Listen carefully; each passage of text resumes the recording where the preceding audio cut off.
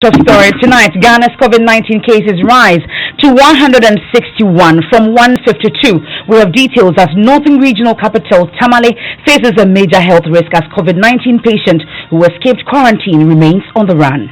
The youngest among them, who is about 21 years old, managed at late in the night while the people along the line were deep asleep. She managed and scaled over the wall without picking any of her belongings, including her phone. Or everything is in her hotel room. So tonight we trace her path as a manhunt to recapture the 21-year-old has so far been unsuccessful.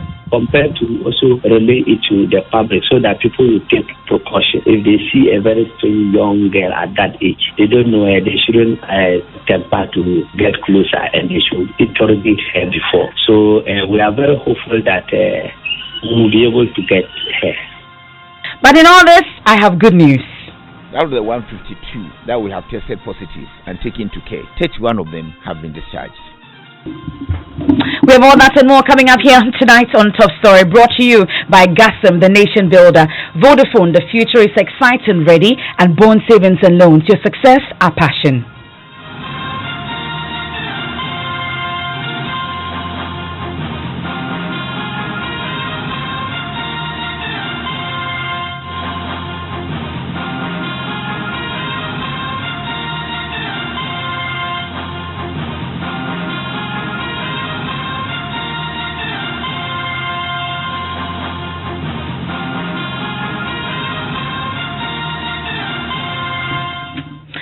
And tonight I have good news and I have bad news, but let's start with this news.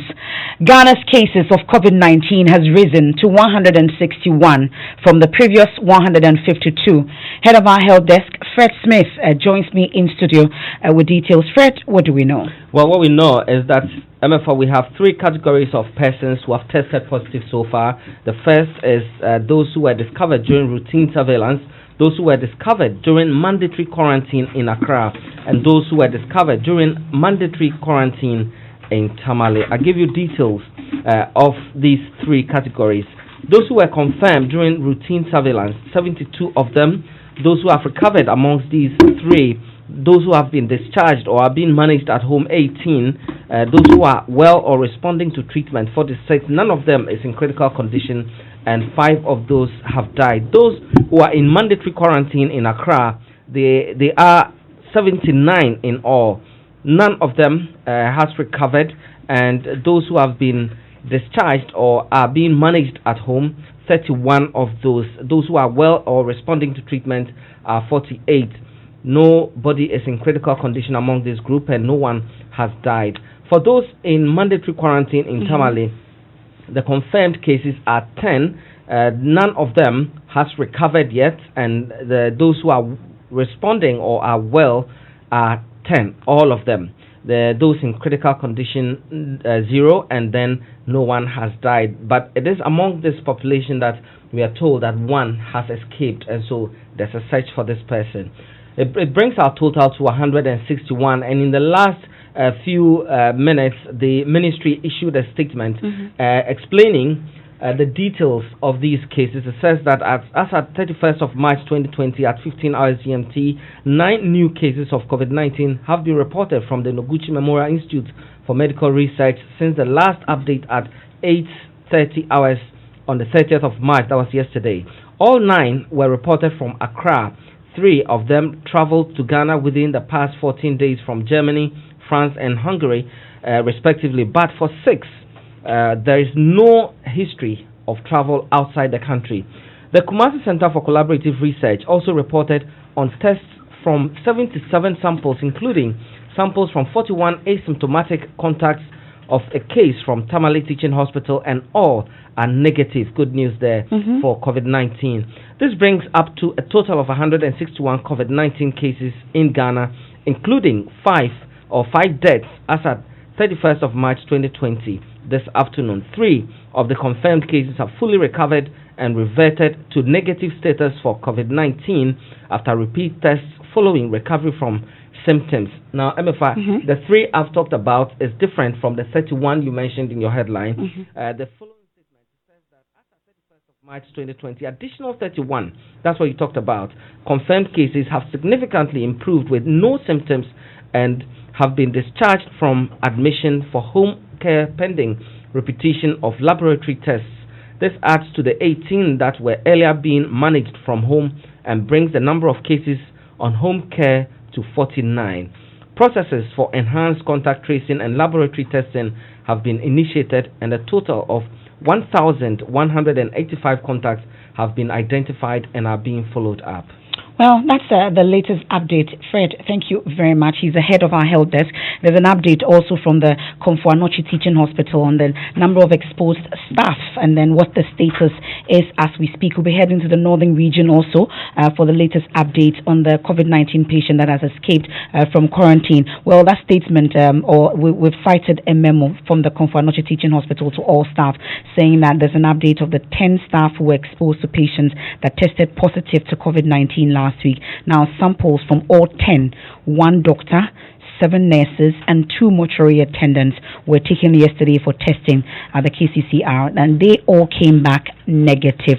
So the hospital has recorded 3 cases of COVID-19 so far. 2 patients have passed on. 1 patient is still on admission and doing very well. So we head to the northern region now, where a health risk looms following the escape of the COVID-19 patient. This individual is said to have been part of a number of Guineans. We're told 10 of them who tested positive. You just heard Fred make reference to that for the virus, and were being held in quarantine. Well, we can hear from the Northern Regional Minister, Mr. Salifu Said, gave us that information earlier today. Challenging moment, despite the fact that we have put in all the necessary measures to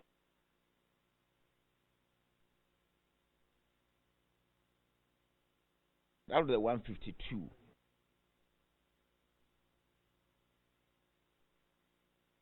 It is a very challenging moment, despite the fact that we have put in all the necessary measures to ensure that the 10 confirmed victims of the coronavirus has been kept safely.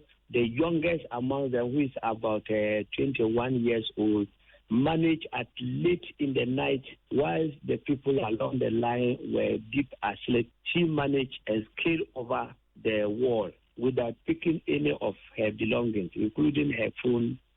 Everything is in her hotel room. So we quickly met yesterday as RESEC, and the security has been detailed across. We have also gotten some key opinion leaders to see to it that they monitor their area. When they see any strange person of that age, they quickly report it. So that is the situation with regard to that. But didn't we have security at this place that you were quarantining those people? How did it happen? That's the concern. Yes, we actually ensured that the security, they assigned 2 police and 2 military at the hotel, and they were guiding the place. So, but we are working very hard, and the security are working to get back. So, as we speak, you've launched a manhunt. Do we have any suspicions as to where she could be? For now, we cannot confirm, but she will still be within the vicinity, because given the fact that she's a fairly young girl, at the same time, no any other, but she didn't pick anything or any of her belongings, her everything, even including her phone. Interesting situation, but we know that there could be exposure at this point, knowing that she's tested positive. How are we ensuring that there could be a minimal spread? Yes, that is what we are also, I was compelled to also relay it to the public so that people will take precautions.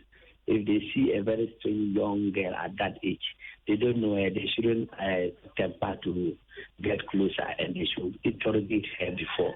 So we are very hopeful that we will be able to get her. Well, I'm still confused a little about where the security people detailed to this facility were at the time that this incident occurred.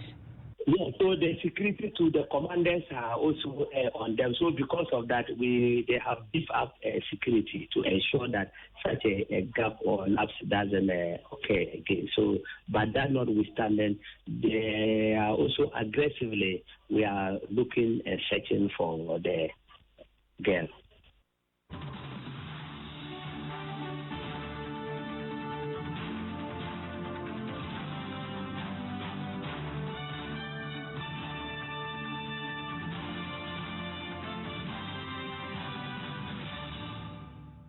You heard that the Northern Regional Minister Salif Said will be touching base with him shortly. But let's speak to our correspondent Martina Bugri. Martina, thanks for your time here on Top Story. But has her pictures been put out for people to help in the search? I'm talking about this 21-year-old woman. No, what we know as of now, we haven't seen any picture of the lady anywhere, and so people are asking why are they not flashing her pictures on television set, especially the TV stations in the region, so that people would see the pictures, people would see the and be able to identify her if they come into contact with, and that is the question a lot of people are asking in the region. Now, has the security engaged her colleagues, and what have they been saying, the other 9 Guineans that tested positive? For now, we really do not know what has transpired because they have been tight-lipped on anything concerning the lady. I tried to speak to the public relations officer earlier this afternoon, and he said he was going to get back to me. Up till now, I have called a couple of times and he's not picking up. Well, earlier we heard reports about the manhunt being successful, that this 21-year-old had been recaptured, I should say. What's the status? Is that the case? You've been checking with your sources. What did you find? As we speak now, my sources tell me she still hasn't been found. Before I came, I don't know if maybe she's found later, but for now, what we know is that she hasn't been found yet.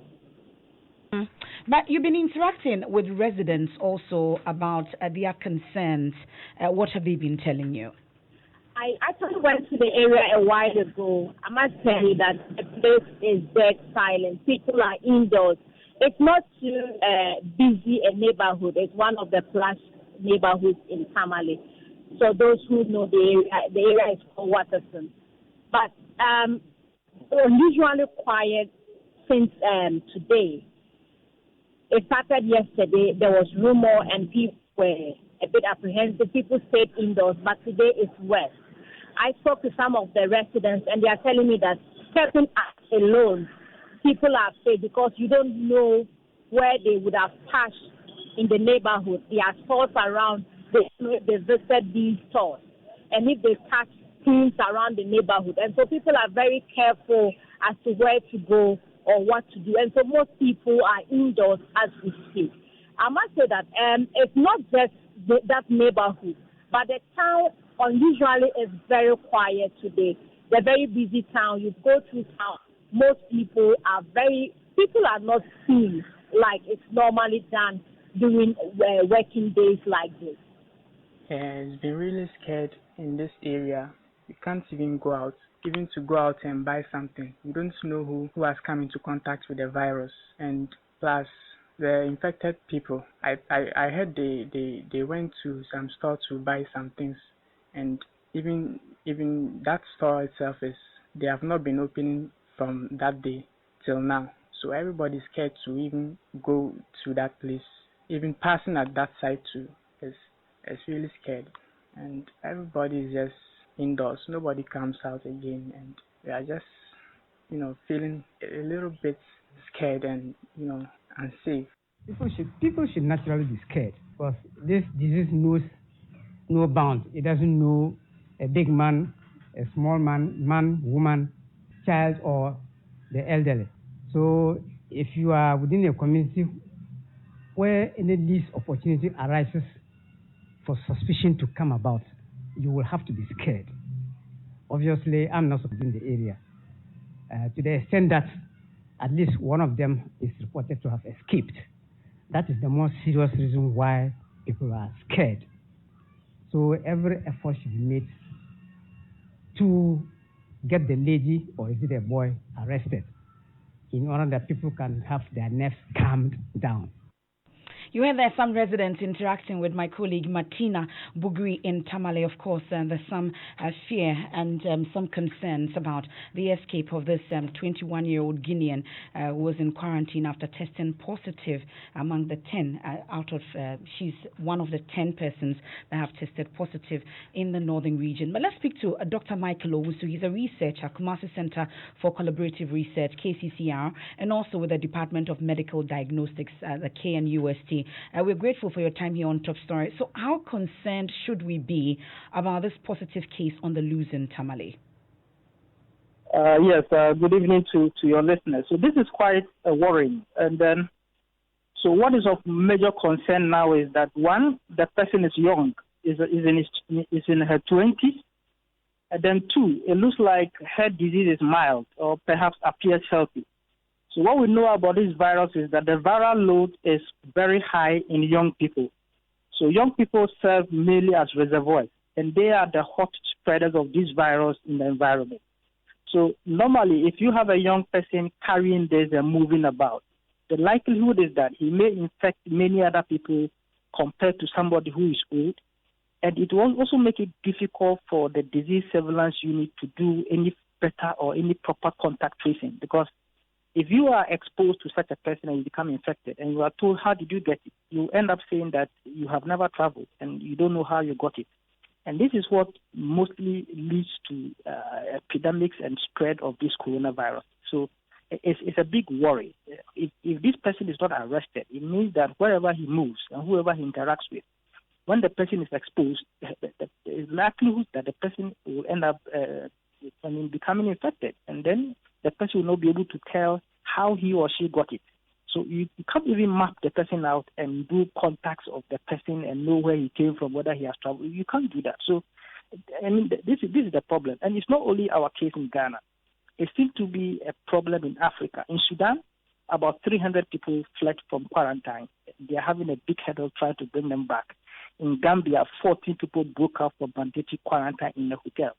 In places like DR Congo, in the time of Ebola, close to about 100 people escaped from quarantine. So it's not peculiar, but it looks to be something that is pervasive on the African continent.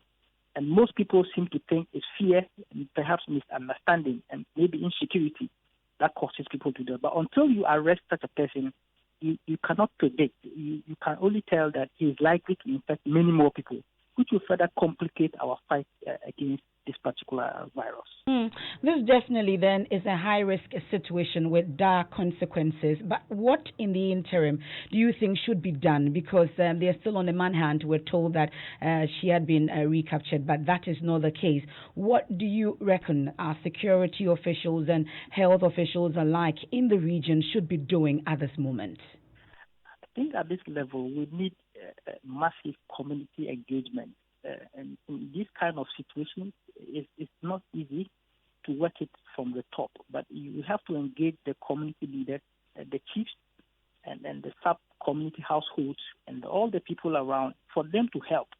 It should be good if the name can be put out, if the face can be put out for anybody who sees such a person to quickly alert the security for us to get hold of the person. Until we do that, we should expect that wherever he moves, is going to pose danger. So we need the community involvement for them to help us to be able to get hold of this person and then help the person, perhaps put the person back into quarantine.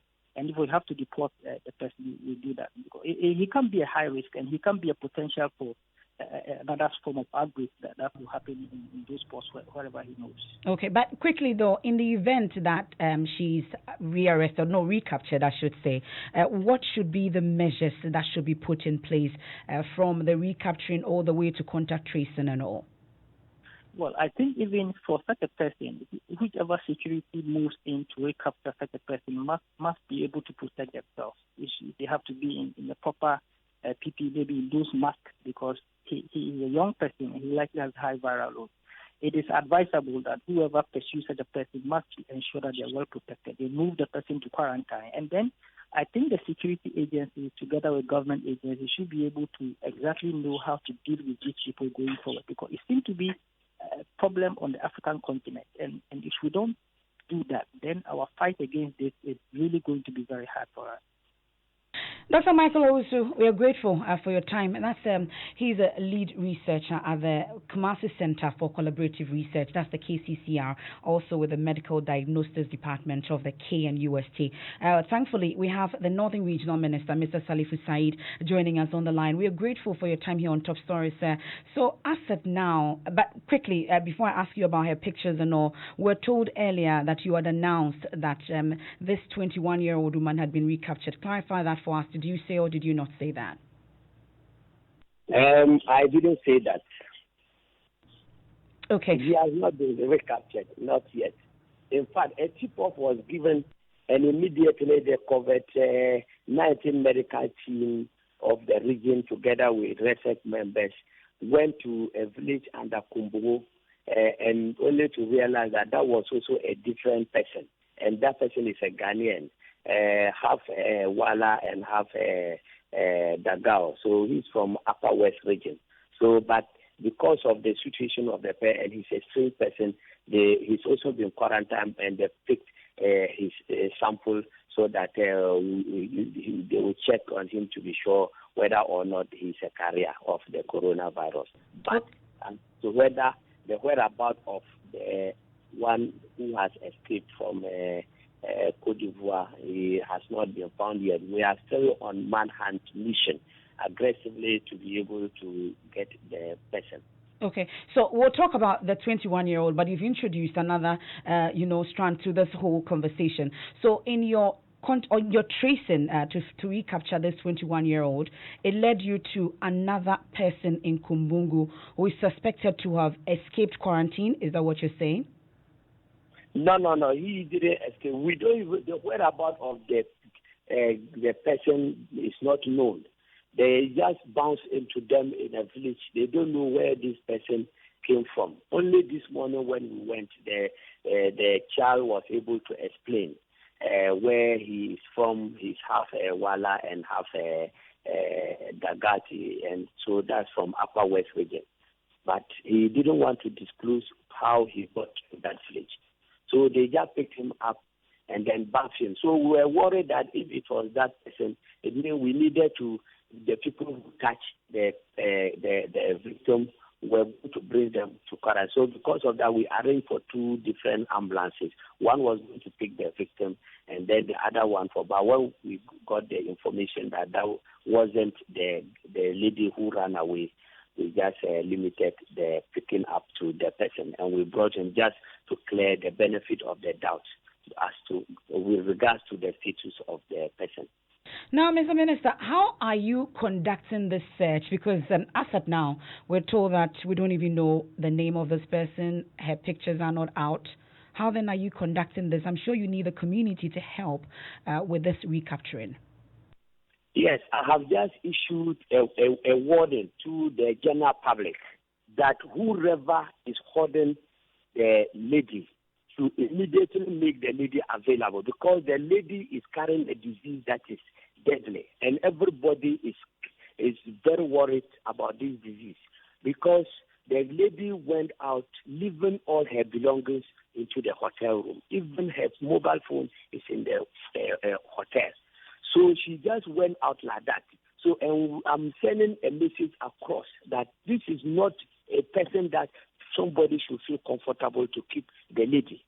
Given the fact that she's a very young lady, 21 years old, if it's a man who is holding or whoever is keeping the lady, she will release. And I'm also calling on, I've already talked to the security agencies to wire information to all the border communities, that is the border security operatives should keep guard and then monitor so that we'll be able to apprehend the escape.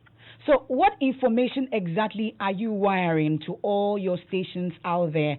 It's just that, are you just telling them it's a 21-year-old young girl? Don't you have pictures of her? Don't you have anything apart from what you've told us? Yeah, her details, the police and the immigration officers, they have their details. So that is what we are working on. Do we have her picture out? The picture, we are working on that to get it out, because first of all, initially, they were still considering the fact that if they don't also manage the distance, some people are even looking to get such people and just kill them, lynch the person. They said this victim, they want to infect so many people. So we are also looking at mob attack on her. So the security people were trying to guard against overexposing her. But where we have reached and we are to meet any moment from now, the security will do their briefing to review the search mission and see what other deeper measures that need to be put in place so that we'll be able to apprehend this corporate. But are we also concerned about the risk that she puts others in the region as well? No, that one, we are all worried about it. It's a challenge as at now because this disease is when man to man or woman to woman or person to person contact that this disease is spread. So we are looking at the vulnerability situation he has put everybody under. So we are really very worried. We are challenged by that. But that notwithstanding, we are not bogged down by that and not working very hard to be able to get the victim. So there is a high. But have you interacted with other colleagues, and what have they been telling you? Yes, the colleagues in the hotel. Exactly, the other 9 yes, patients. What she has done is that she has left her phone. So they try to call her, and the call comes to the phone that she has left with them. So that is the challenge. Mr. Salifu Said, but are you able to assure that this is a situation you have under control? Because it sounds like a helpless situation. No, it's not a helpless situation. People should remain calm. There are bigger issues than this that happened in the region, and we are able to get it over. So I am very confident in the networking and the security intelligence of our men in the region. So we are working around, and this one, it goes beyond the dedicated security officers. There are some other key people in the community that we are using, so whereby they can also assist. Okay. It's not only people limited to those in the uniform. So we are working around that aggressively. We're grateful for your time. That's the Northern Regional Minister, Mr. Salifu Said. And like I said, I have good news as well. Out of the 152 that we have tested positive and taken to care, 31 of them have been discharged. But that's coming up on Newsnight. You want to stay for that. Top story is brought to you by Gassam, the nation builder, Bond Savings and Loans, your success, our passion, and Vodafone. The future is exciting. Ready? Newsnight starts shortly.